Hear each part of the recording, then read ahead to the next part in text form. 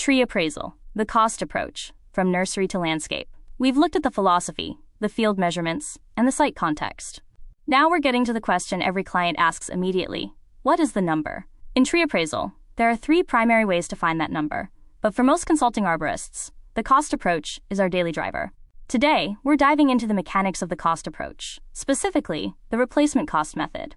We're going to talk about why the size of the tree you find at the nursery dictates the math you use in the field, and we're going to settle a long-standing industry debate about the true cost of planting. The cost approach is built on a simple economic principle, the principle of substitution. It suggests that a rational person wouldn't pay more for an existing asset than it would cost to replace it with an equally desirable substitute. But in arboriculture, substitution is tricky.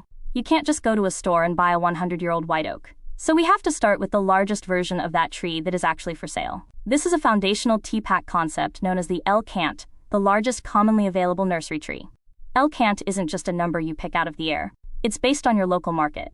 In one region, the largest commonly available tree might be a 2-inch caliper maple in a container. In another, it might be a 4-inch bald and burlapped specimen. If you choose an LCANT that is too small, you're going to overcalculate the value of your subject tree. If you choose one that is too large or specialized, your appraisal won't be credible, because it's based on a tree that isn't actually commonly available to the public. As an appraiser, you need to call 3 or 4 local nurseries.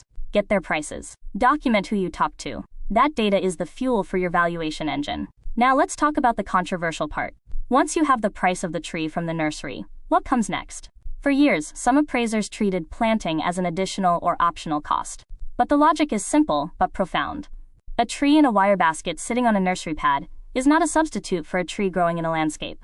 To replace the asset, that tree must be transported, the hole must be dug, the soil must be amended, and the tree must be installed and stabilized. If you leave out the labor, the equipment, and the installation costs, you aren't providing a replacement cost. You're providing a wholesale shopping list. Remember that the direct cost of replacement includes the cost of the plant itself, the cost of the labor and equipment to install it, and, often overlooked, the cost of care during the establishment period. If you plant a 4-inch caliper tree, it might take 3 years of supplemental watering and monitoring before it's established. That cost is part of the replacement. If you ignore it, you're undervaluing the loss to your client. But what happens when the tree is too big to be replaced? What if the subject tree is 30 inches in diameter, and the LCANT is only 4 inches? This is the great divide in the cost approach. If the tree is smaller than or equal to the LCANT, we use the replacement cost method. It's a direct 1-to-1 calculation. If the tree is larger than the LCANT, we move into the trunk formula method, or TFM.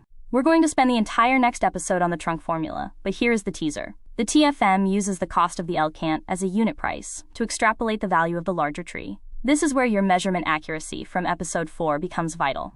If you're off by an inch on a 30-inch tree, and you're multiplying that by a high unit cost, well, you can see how the errors compound. Here is a pro tip for your reports. Always keep your nursery price sheets. If you are ever deposed or cross-examined, an attorney will ask, "Where did you get this $75 per square inch value?" If you say, "I guessed," you're done.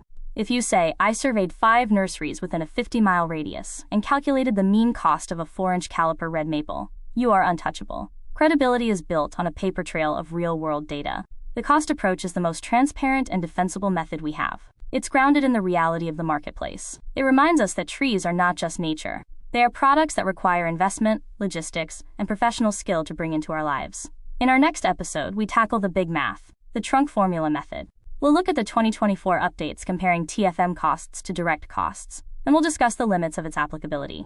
If you're studying for the TPAQ, go through your 10th edition guide and highlight every mention of direct cost. It's the baseline for everything that follows. Until next time, know your nursery prices and value the labor.